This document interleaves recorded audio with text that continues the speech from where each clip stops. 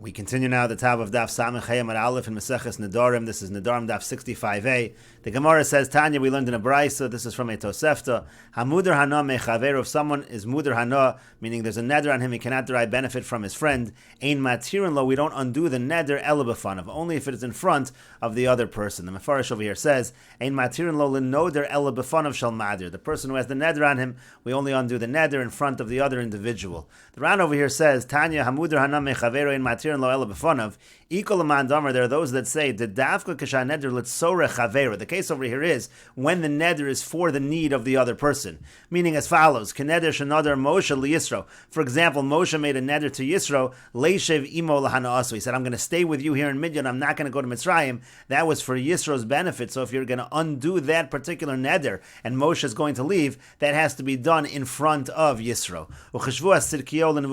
Similar to the story we'll bring in a moment, where Tzidkiyo made an oath to Nebuchadnezzar. The Ma'asi B'samach will bring that in a moment. That was for Nebuchadnezzar's benefit, that people should not shame him. So in those situations, you need the other person there.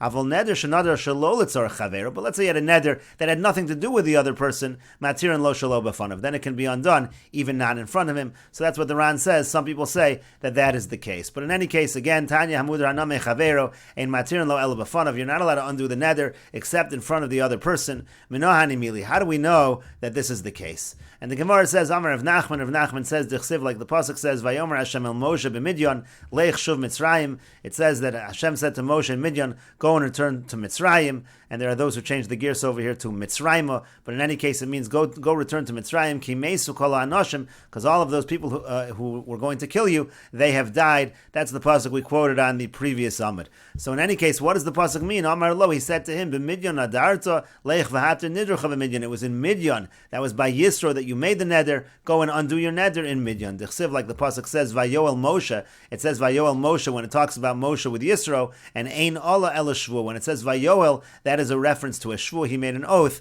to Yisro. D'chsiv, like the Pasuk also says, Vayaveo so ba'Allah. That is a Pasuk from Yechezkel, and again, the word all over there is a reference to a shvu.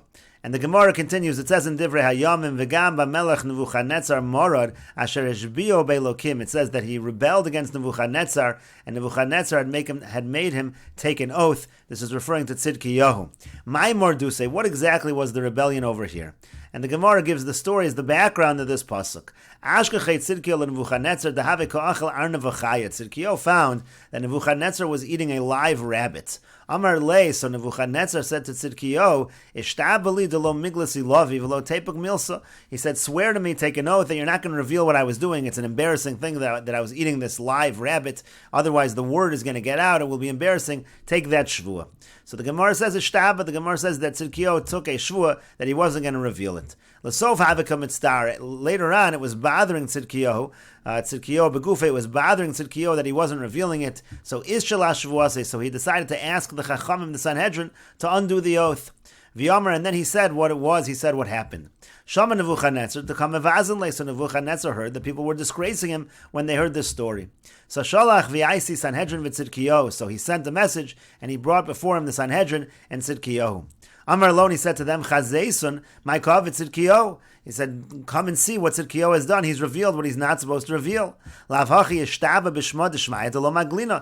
take a shvu? I made him take an oath by Shamayim, by the heavens, that he wouldn't reveal it. And so the Gemara continues. Amar Lei, Tzidkiyahu responded, Ishali Ashvuasa. I asked about the shvu. I went to the Sanhedrin, and they undid the shvu. Amar Lahu Mishalan Ashvuasa. So Nebuchadnezzar said to the Sanhedrin, is that true? Can you really ask and undo a shvu? Amri Lei, they said to him, in yes, it is true. You're allowed to undo a shvu.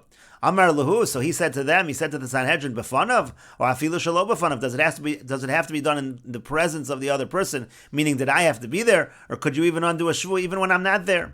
Amri Le B'fanav, so the Sanhedrin said to him, no, it has to be done in the presence of the individual. Amar Laho, and so then he said to them, V'atun maya avidatun. So Nebuchadnezzar said, so what are you doing? Why did you undo his oath if I wasn't present? My time, Alo Amrisan Tzidkiyahu. Why didn't you tell Tzidkiyahu that you can't undo the oath if I'm not present?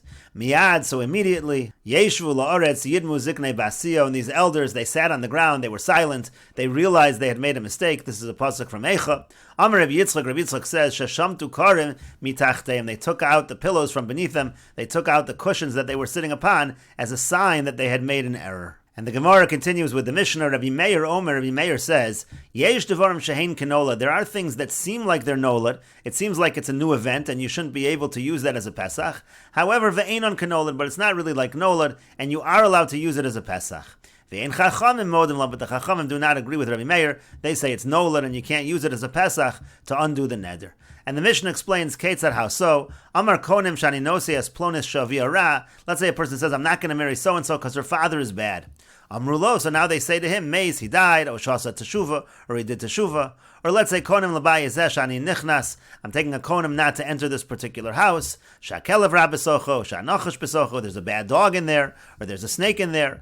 Amrulo, they say to him, Meis HaKelev, the dog has died, or Shanerag Anochash, or the snake has been killed. Harehen Kenolad Ve'eno Kenolad. It seems like a case of Nolad, but it's not really like Nolad. That would be a legitimate way of undoing the neder using that Pesach. However, vein chachamim modim lo, the chachamim do not agree. They say it's nolad, you cannot use that as a Pesach to undo the neder. And the Gemara says, konim shani v'chulu meis nolad, who the Gemara asks if, let's say, the father died, or let's say the caliph dies, isn't that nolad? That is an event that wasn't around at the time of the neder. It's something that took place in the future. So that should be considered nolad. Why does Rabbi Meir say that it's not considered nolad? Amar Rav Huna says, nasa ketola nidro bedavar. The reason is, it's really as if the person made a conditional neder. The person is saying, I'm not going to go into the house because of the fact that there's a bad dog in there. That's a condition. If there's no bad dog, then there's no neder. Similarly, the person says, I'm not going to marry that particular woman because of her father. If it turns out that her father did teshuvah or he died, again, that was a conditional neder. That's why the neder does not take effect. Rabbi Yochanan says a different answer. Kvar meisu kvar asa teshuvah ka'amrili. The case over here is that the person had already died, or the person had already done teshuvah, meaning even at the time of the neder. That's what we mean to say. It wasn't really nolad, it wasn't a new event, and that's why Rabbi Meir says that it's not nolad. And we will continue with this discussion in the next video on Daf 65a Amud Beis.